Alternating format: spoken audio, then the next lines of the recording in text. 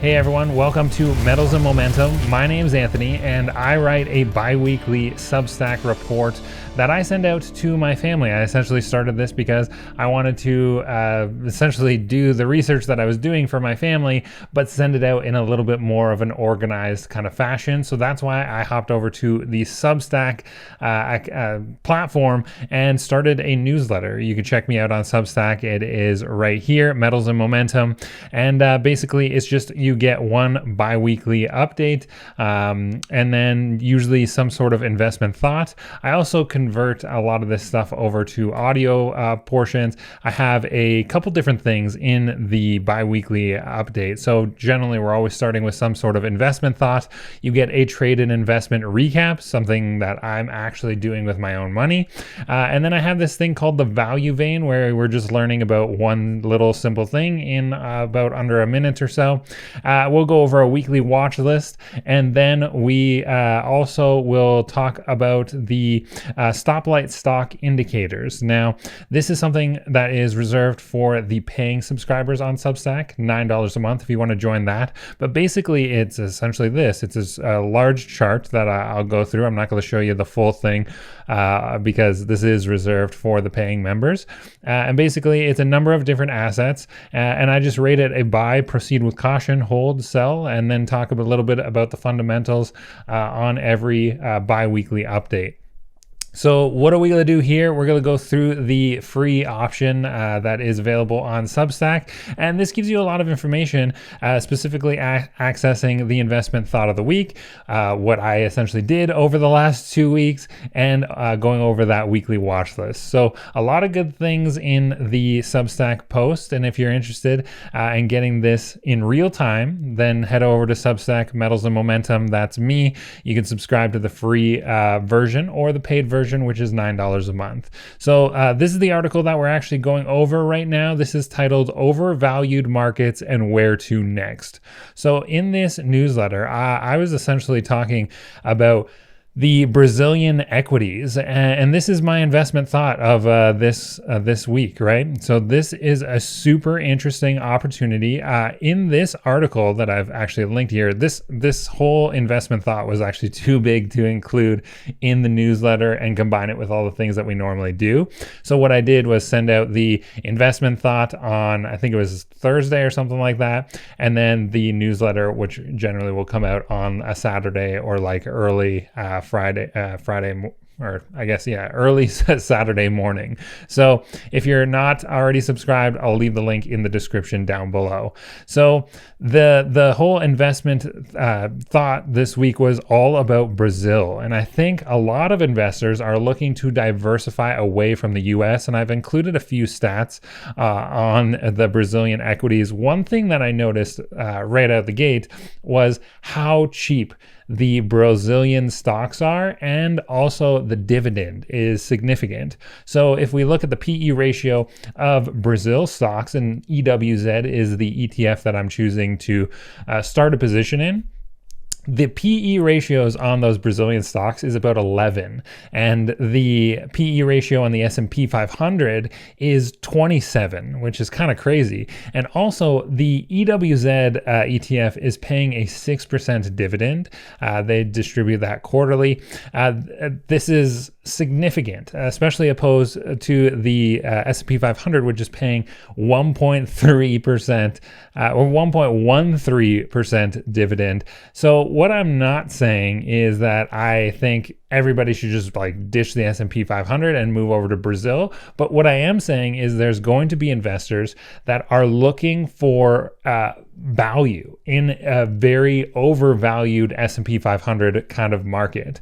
There's some interesting facts that I put in the newsletter about the Brazilian stock market and how overvalued the S&P 500 is. So if we scroll down to the weekly watch list, I'm just going to touch on this and we'll go back to the investment thought here. This is how overvalued the S&P 500 is, especially compared to the Brazilian market. So right now, PE ratios on the S&P 500 are at historical records. Like it's crazy the levels that they're actually at. I was looking at Costco, and Costco is a company that is very well established, especially across Canada and the U.S. But Costco is everywhere, and the PE ratio on Costco is 53, which is like, that's not a company that is is probably going to experience some extreme growth over the next, say, 10 years. The whole market as a whole is just very overvalued. And I think a lot of investors are going to start to look at these stats. Like, for example, this one that I've included in the newsletter, it says the S&P 500 represents 80% of the total US stock market and roughly 60% of the global equity market, but that's by market cap of public traded companies. That is a significant portion of the world's wealth is investing in the S&P 500. And one of the things that I was looking at is I'm very interested in Japan because I'm actually working in an industry that relies very much on Japan to supply us with products and such. And I was wondering, is Japan an interesting play right now at all? I was curious as to what that market was like. And I was looking over this, and what I was actually finding is that, oddly enough, PE ratios in Japan stocks were actually very similar to where the S&P 500 is at, but back in 1990. Their stock market back in 1990 made up 56% of global equity markets, and their stock market actually peaked in 1990 at 38,274. I think that's probably in yen. Then nosedived for the next 13 years because it was so overvalued.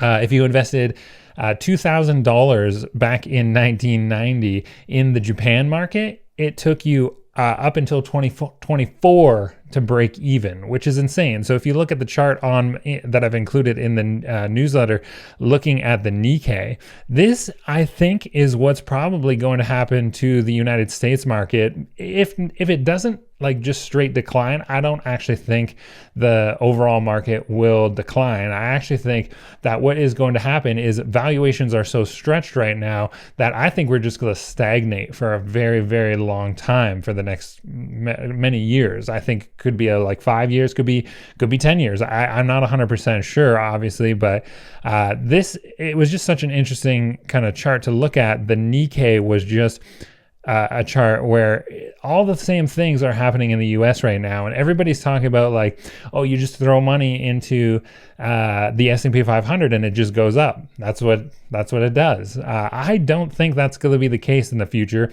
and it's because valuations actually matter. Stocks can become so overvalued that they go nowhere for years, and I believe that's what's going to happen to the S&P 500. So there are going to be investors that are looking around for other markets that are a lot cheaper. And I think Brazil is one of those markets that is going to be where a lot of people go.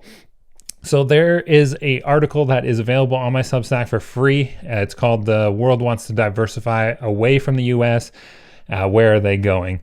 And this is essentially a significant article that I've written, and it's talking about the bull and bear case for Brazil. Now, a lot of countries actually have already figured this out, especially China, for sure. China is Brazil's largest trading partner, but also I didn't realize that Canada also gets a lot of products from Brazil as well. So we're talking about precious stones, coins, metals, organic chemicals, sugars, aircraft and spacecraft is made in Brazil.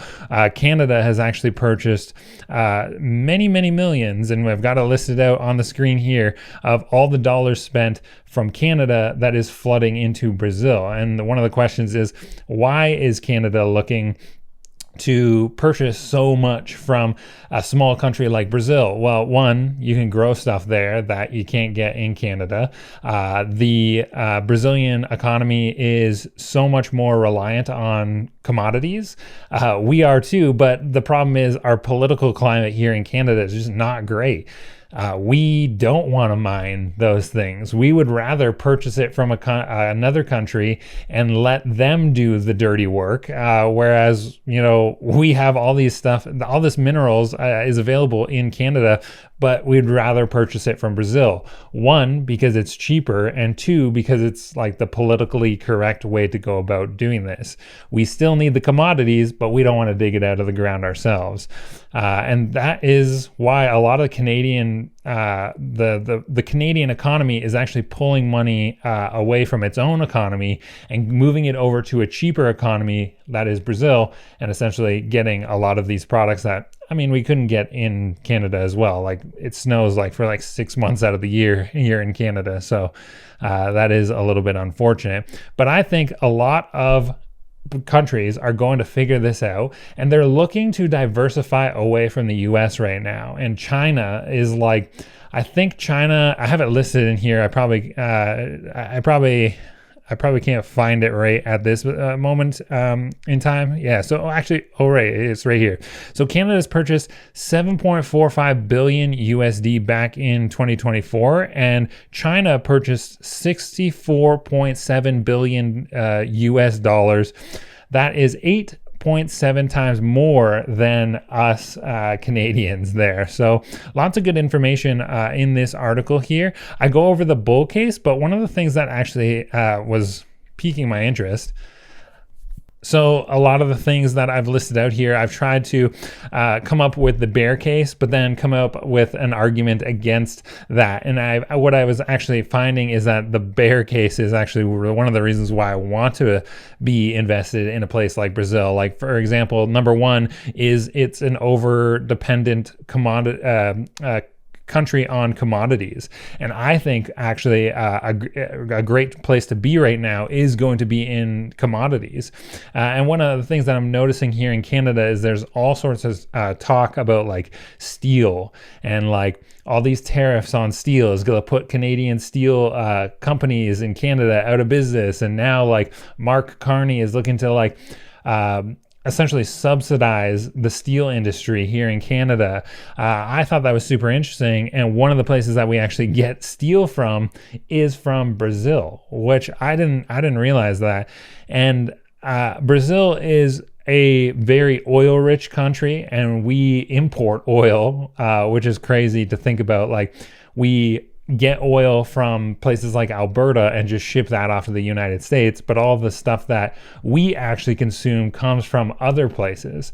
So this is one of the things that I was thinking about is I try to argue okay, maybe the bear case is it's over dependent on commodities, but that's actually one of the reasons why I would want to invest in Brazil. The political risk in Brazil, I think this is something that definitely we need to think about. Same with the currency risk. I'm not going to go over all of these points here, but I'll just highlight a few. The poor long-term track record is something that's super interesting. And I'm just going to hop back to this week's newsletter and show you the Brazil chart over a longer span of time. So this is a 1-month chart of the Brazilian index here. This is EWZ. And we can see that we have just been in a long wedge pattern that is eventually going to either break up or break down, one of these two directions.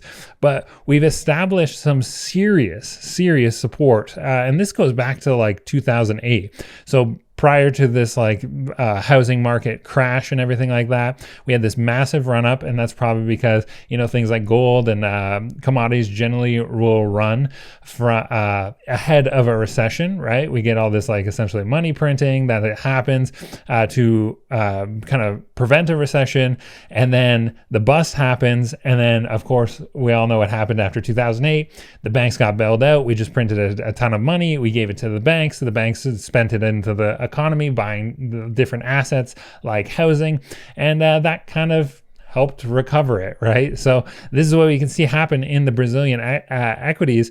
The massive crash back in 2008 starts to form a support line that we can see, and it is actually tapped that support line, slightly dipped under it in 2016, I think it was, where they started to talk about raising interest rates, and there's like a little mini market meltdown that happened in 2016 or 2018. And it kind of formed this little dip below this support line. And almost every single time we've tapped this support line, we've just immediately bounced back up. And I think that's due to the valuations that are happening in Brazil. They are so cheap that, you know, when they reach a certain point, I think investors are stepping in, and it's probably a lot of institutional investors that are actually stepping in and looking at the valuations going, this doesn't make sense. And they're throwing a little bit of money into the Brazilian equities. Like I said, I don't think that, you know, everybody's gonna dip out of the S&P 500 and just start buying EWZ. I don't think that's gonna happen at all, but it doesn't take a lot to, you know, give you some significant gain in other markets like the EWZ Brazilian economy. So I think this is super interesting. There's so much more information in the article that I wrote here. I'll leave that for another time because this video is probably going to be a bit long.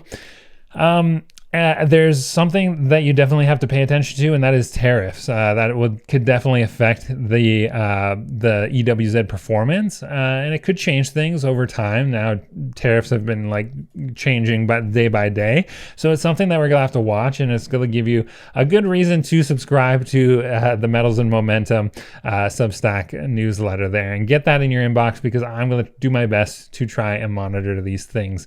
Let's hop over to the value vein because this is like a 1 minute kind of lesson that you can kind of take away and just learn something really quickly in under a minute or so. So the thing that I'm trying to highlight here is this chart here, and it's essentially the stages of a bubble, and you go through this kind of cycle that happens just over and over again. Like, for example, you have like disbelief goes into optimism, then there is belief, then investors kind of feel that thrill that like everything is essentially rising. Then you go into that like top of the market, which is euphoria, and then we get that dip in the market and you start to go into complacency. I bet you hear a lot back in 2008 where you're essentially saying like, oh, but you got to buy the dip because housing is just going to go up forever.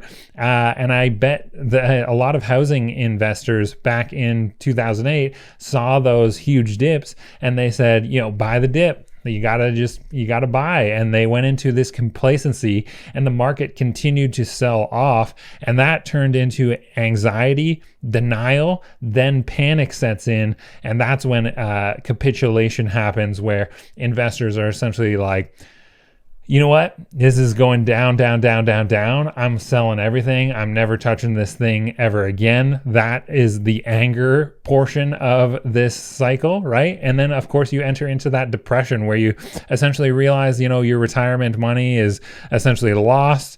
How can we pay for all this new stuff? I'm an idiot. And then the cycle kind of it happens all over again. You go back into disbelief, hope, optimism, belief, thrill, euphoria. So the question that I'm asking my subscribers is, recently we saw a whole bunch of people spending a ton of money on ape JPEGs and like Lamborghinis. And I'm wondering, like, where do we think we are in this cycle right now? And I essentially wrote that I think we're actually probably in between euphoria and complacency.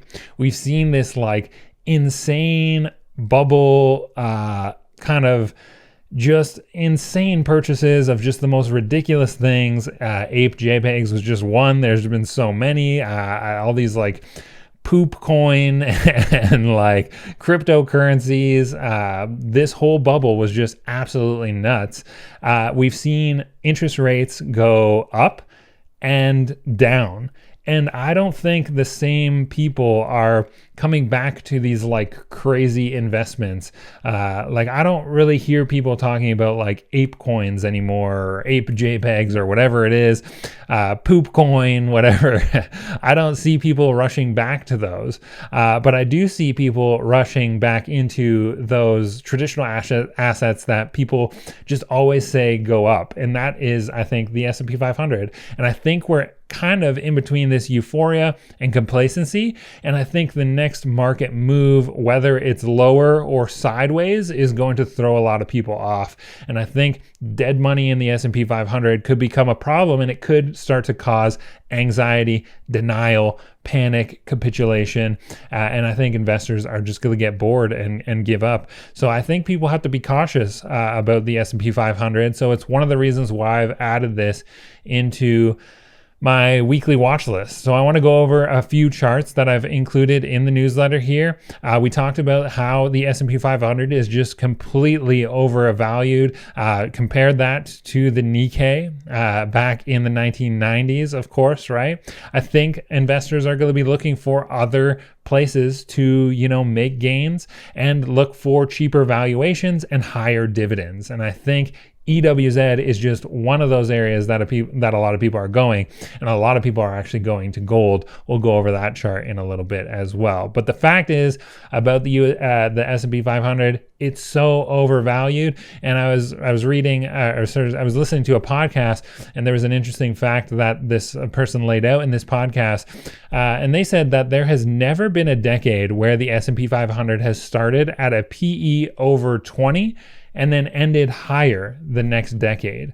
Today, we're at a PE ratio, price to earnings ratio of 27. That is pretty amazing. To really, when you lay that out, it really makes a lot of sense.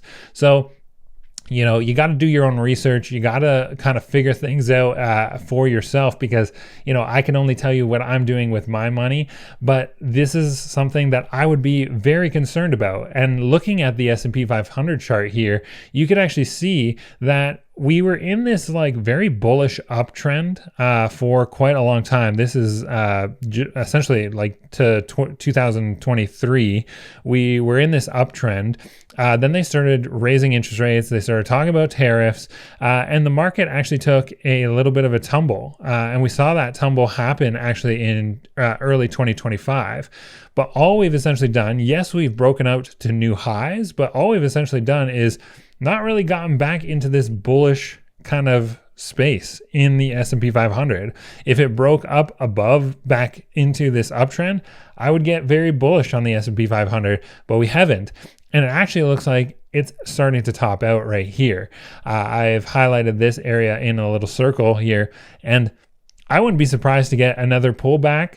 There's a lot of reasons why the U.S. economy should not do as well as it has done in the last little while, unless we turn on the money printers. I know where Jerome Powell is starting to talk about lowering interest rates, and that should maybe help a little bit.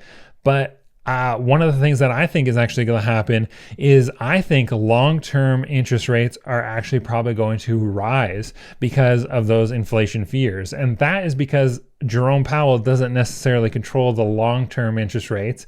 If you're going to borrow money, or if you're going to lend the U.S. government money for 30 years, then the market is going to demand higher interest rates, not lower interest rates, unless inflation just comes down and there's just a mad dash for cash and a mad dash for safety, liquidity. Then maybe people are going to look to those government bonds. But if they turn on the money printers, then I think interest rates only have one way to go, and I think that is up. Yeah, Jerome Powell could come out and lower interest rates for short-term bonds, and that could provide a little bit of stimulus. But I think those investors looking at a longer time period, I think they're actually going to demand those higher interest rates, and that is going to be kind of bearish for the S&P 500.